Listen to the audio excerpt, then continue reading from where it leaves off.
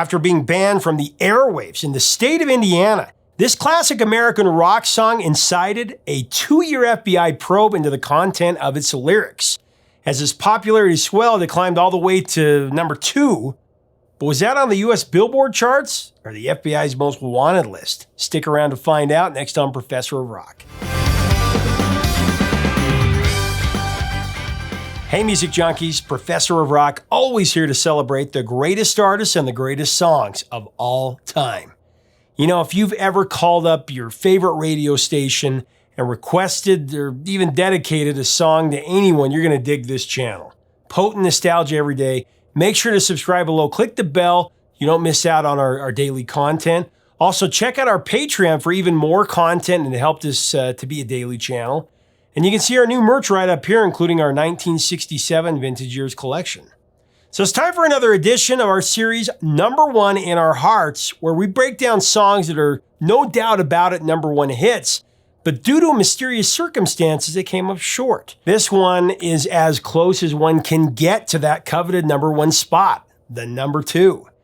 It's an all-time American classic. It's been covered so many times, I think that history's probably lost count. And despite being largely amateurish, one of those covers has actually surpassed the original to become the most definitive version. If you haven't guessed it by now, I'm talking about Louie Louie by the Kingsmen.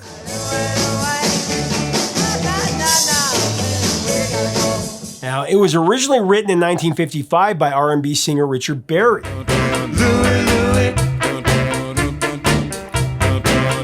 It was heavily influenced by a few different songs, including Chuck Berry's Havana Moon. Havana Moon. It's also influenced by Fred Astaire's version of One for My Baby and One More for the Road, one of my favorite songs of all time. I like the Sinatra version better. Make it one for my baby. Lyrically, it took a cue from the latter, which featured a customer conversing with a bartender. Richard Berry named his song's bartender Louie. The song's protagonist converses with Louie, telling him about his girl back in Jamaica and how he needs to catch a ship, to go see her. After Richard Berry and his group the Pharaohs released the song in 1957, it became a regional hit in the western U.S., even though it was actually a B-side to You Are My Sunshine.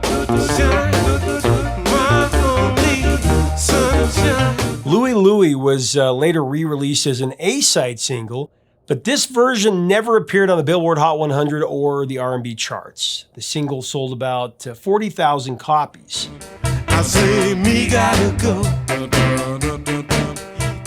After a series of unsuccessful follow-ups, Berry actually sold his songwriting rights for $750 to the head of Flip Records, and he left the music industry altogether. However, in 1960, aspiring star Rockin' Robin Roberts found a copy of Louie Louie in a Seattle record store bargain bin.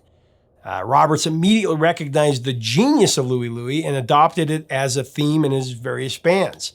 Backed by the Wailers in '61, Roberts actually cut a version for a local label Etiquette. Roberts' version was the first to feature the iconic phrase, "Let's give it to him right now." Oh, I said, we gotta go. No, let's give it to him right now. I mean, that line breathed new life into the song, but to be fair to Berry, it doesn't make a lot of sense since it has absolutely nothing to do with the context of the lyrics. Now, Roberts' version caught on all around the Pacific Northwest. It was played by a number of bands, including 2 rival bands near Portland, Oregon, the Kingsmen and Paul Revere and the Raiders.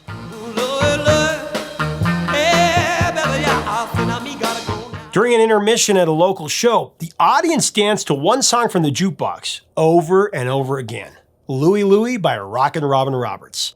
Now, seeing the response to the song, both bands immediately added it to their sets. Now, the Kingsmen were not as big as the Raiders. They were a group of teenagers who'd formed a few years earlier. And even on a good day, they were still Portland's second best band. The core of the group was centered around the friendship of lead singer Jack Ely and drummer Lynn Easton. They had grown up together and their families were close.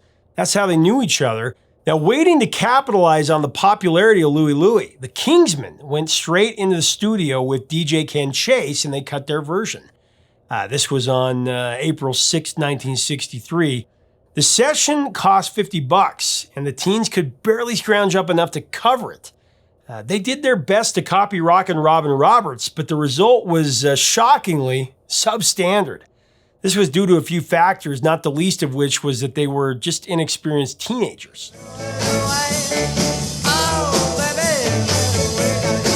But apparently the night before the guys had performed a live set of just Louie Louie without any breaks, it was the first known all Louie marathon.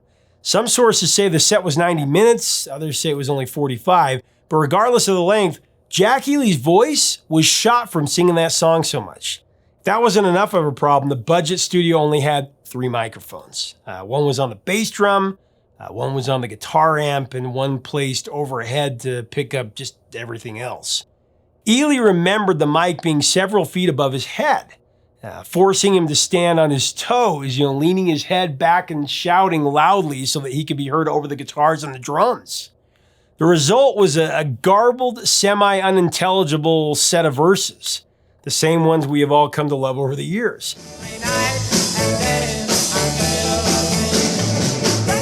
But there were other issues as well. At one point early in the song, Easton clicked his drumsticks together by accident and yelled a 4-letter word loud enough to be caught on tape.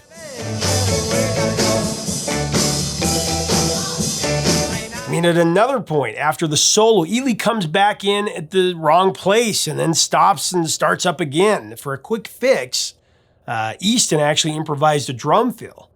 The error is now so well known that multiple versions by other groups have intentionally duplicated it. I think that's so cool.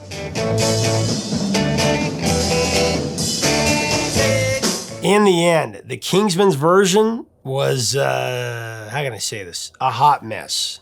Jerry Denon, the owner of the tiny label that released it, tried to get Capitol Records to pick it up, but they thought it was garbage. Unfortunately, so did all the other labels. And that was basically the end of the initial Kingsmen's run, if you can even call it that.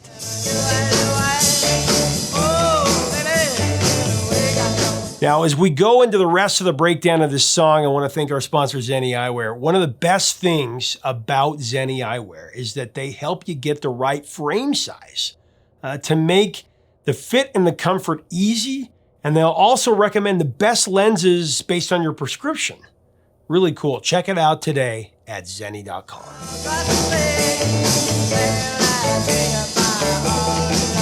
So later that summer, the drummer Easton decided to sing lead and then switch Ely to drums. Not a smart move since Easton couldn't sing and Ely couldn't play the drums.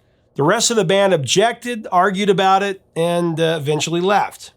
But the end of the Kingsmen was only the beginning for Louie. It wasn't long before Boston DJ Arnie Woo Woo Ginsberg heard the song and featured it on his Worst Record of the Week segment. Town, old aching adenoids, Arnie Ginsberg, woo woo, for you on the night train. He was the most popular DJ in the area, so it got a lot of local exposure.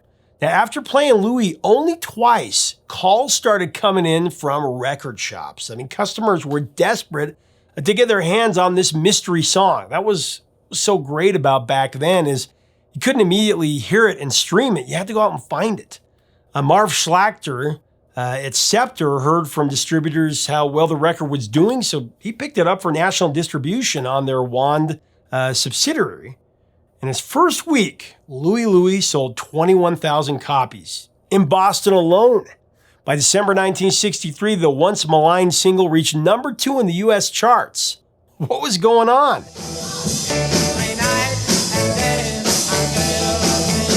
There's no doubt that Louie Louie's popularity and legacy are indebted to the controversy surrounding it. From the get-go of the Kingsmen's release, people were either trying to find dirty lyrics in the song or adding their own to it. Jack Ely had slurred the lyrics so incoherently that people, young and old, were certain he did it to cover up obscenities. Mass confusion about the song's true message ensued all over the place.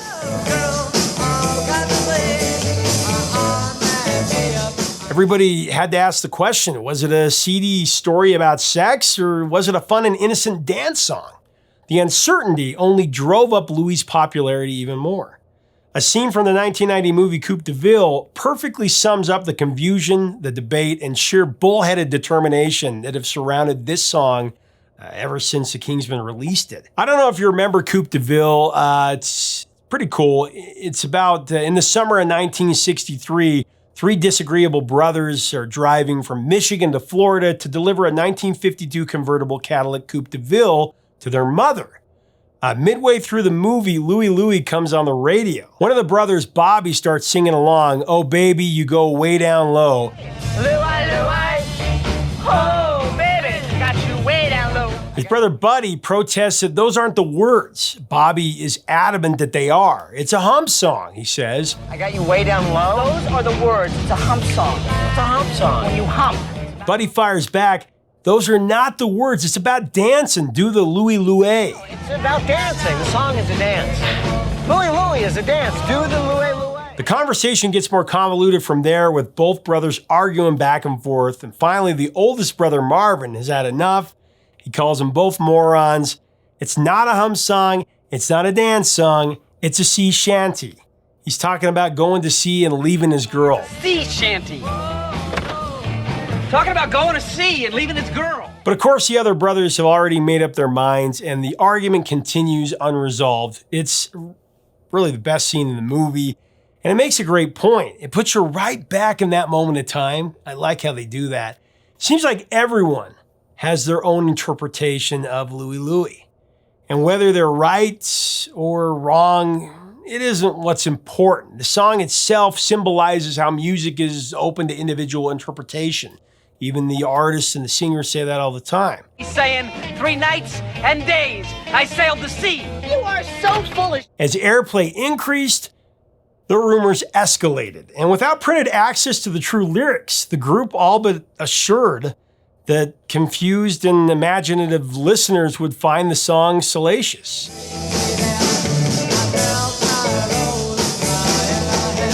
Now, this might have been all in good fun for the rising generation, but parents and authority figures labeled it an immoral scourge.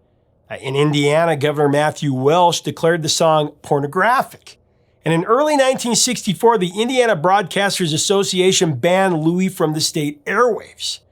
These allegations of indecency led to an extensive 2-year investigation by the FBI. The search for proof that Louie was dirty had gone federal. Sounds like an absolutely ridiculous waste of the FBI's time and resources, and it was. The whole thing was a train wreck in the making. But the Bureau justified its actions by saying that if Louie was lewd, the creators and promoters were violating laws against the Interstate Transportation of Obscene Material, or ITOM. Throughout the process, the FBI received letters from concerned citizens who were sure that the song was absolutely filthy. In fact, one parent wrote, "My daughter brought home a record of Louie Louie, and I, after reading that the record was obscene, proceeded to try to decipher the jumble of words.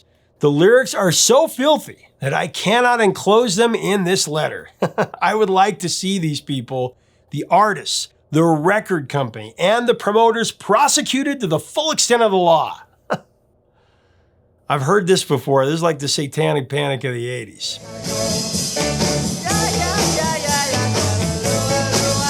Okay, so there was another account that described an unsuspecting woman purchasing the record in Indiana.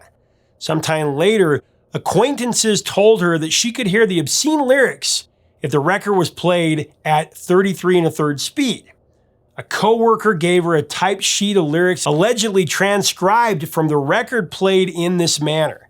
After trying this for herself, the woman concluded the lyrics matched the words on the sheet. So an FBI lab was asked to determine their authenticity by making a comparison.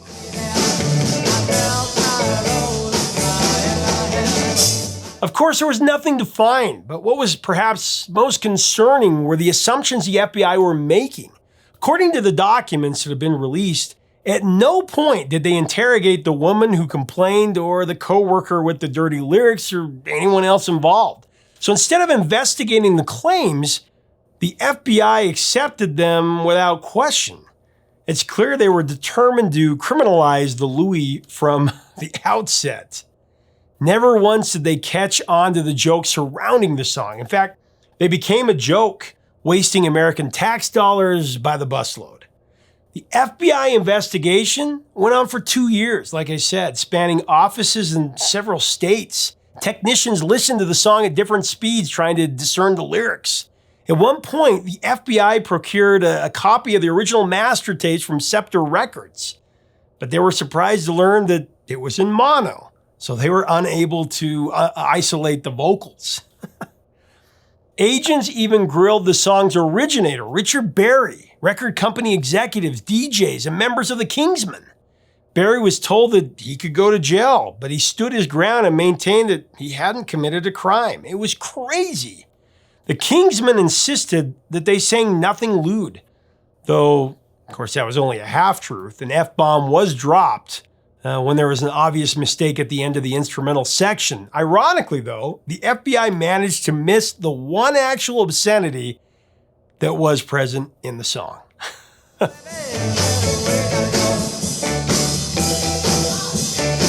So 2 years later, the feds had absolutely nothing to show for all of their efforts. Their conclusion? The song was unintelligible at any speed, so no obscenities could be verified. Apparently, they were the last to figure it out.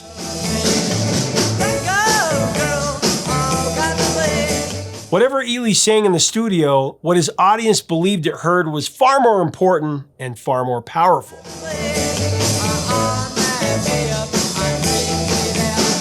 Well, another unsurprising waste of taxpayer money and government overreach.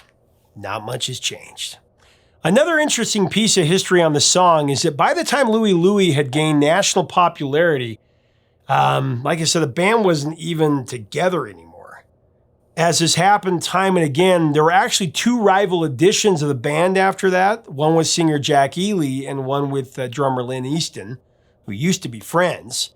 Lynn Easton had the rights to the name of the band because in 1964 they came to an agreement that Lynn could own the Kingsmen band name, but that all pressings of the original version of Louie Louie after that would have to say lead vocals by Jack Ely. The song continued its popularity into the mid-60s, into 66. The album spent 131 weeks on the charts. However, the band didn't get paid royalties for the song from the mid-60s on, and they didn't own the masters. Finally, in 1998, a protracted lawsuit which had lasted like 5 years and cost $1.3 million. After that, the Kingsmen won the ownership of their recordings. Jack Ely sadly passed away in April of 2015. Over the decades, Louie Louie has made a sizable splash in popular culture. It has shown up in so many films and TV shows, I can't even say them all, but I'll give you a little sampling. National Lampoon's Animal House in '78, that was probably the biggest.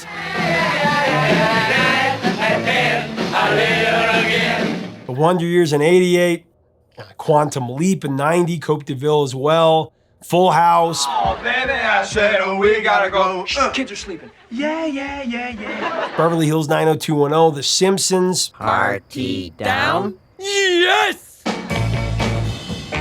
Twice, Mr. Holland's Opus. Buffy the Vampire Slayer. My Name is Earl, Friday Night Lights, and Night and Day. That was in 2010. So many movies it's been used in. Louie Louie is also one of the most officially covered songs in modern history. It became a party band staple in the 60s, and in 1966, the Sandpipers took it back to the charts with a folk rock version. That one went to number 30.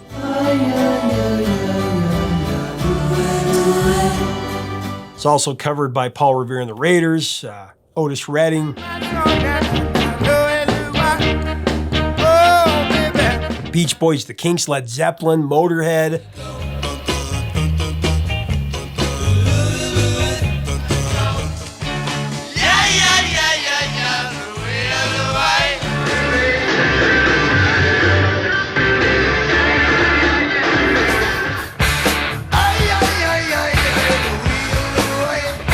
Barry White, Tina Turner, Joan Jett and the Blackhearts.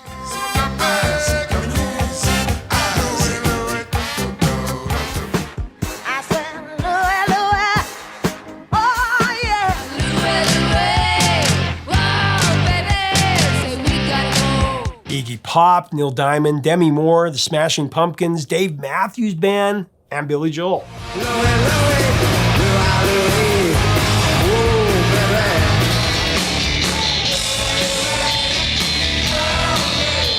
Bruce Springsteen has also had a long history of playing it live.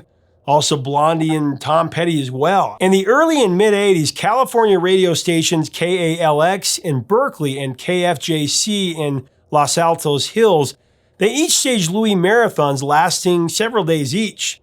All kinds of oddball renditions were featured by famous musicians and local wannabes alike. And in 1985, it was officially proposed to make Louie Louie the Washington State song. Fortunately, the Washington State legislature voted down the resolution. So I remember when I was a kid, there was this popular radio station and we all listened to it. One day we were listening and they played Louie Louie.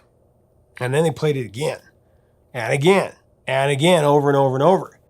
We thought that, maybe someone at the station had gone outside for a smoke break and it was just on repeat or something. Well, they played the song over and over 24/7 for like days. And the rumors were just starting to fly. After 4 days, at my school, everybody had a story. One was that aliens had taken over the station and that Louie Louie was, their way of communicating with Earthlings. Another one that I heard that was the popular morning DJ. He left his wife for a younger woman, and then his wife was so incensed that she took that DJ hostage and made him play the song over and over again because he hated it so much. She did it as torture. There was another kid who told me that his dad was in the military and that they were using the song as a code to, prepare the nation for nuclear war. So I was telling my dad about it, and he turned the station, and sure enough, they were playing it. He said, look, none of these are true. And he actually knew the guy that owned the station because he was a painting contractor, and he'd worked on the remodel of the offices about a year before that. So he picked up the phone, he dialed the front office of the station, and it turns out that they were just changing formats. And while they were making the transition, they decided it'd be funny to play the song over and over again. They probably got the idea from the California stations.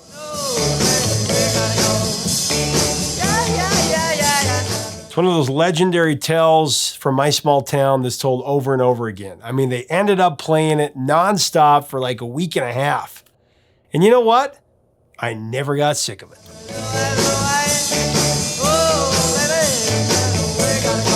Leave us a comment about the Kingsmen and Louie Louie, this classic song. What are your memories of it? Did they ever have any marathons where you were, where they played it over and over again? Let's share our stories about Louie Louie below. If you like our content, we invite you to subscribe. We'd love to have you as part of our community. Also, check out our new merch up here at professorofrock.com. Also, check out Patreon in the description. Both these things help us keep the music alive. That's the idea. Until next time, 3 chords and the truth, my friends. Stay safe.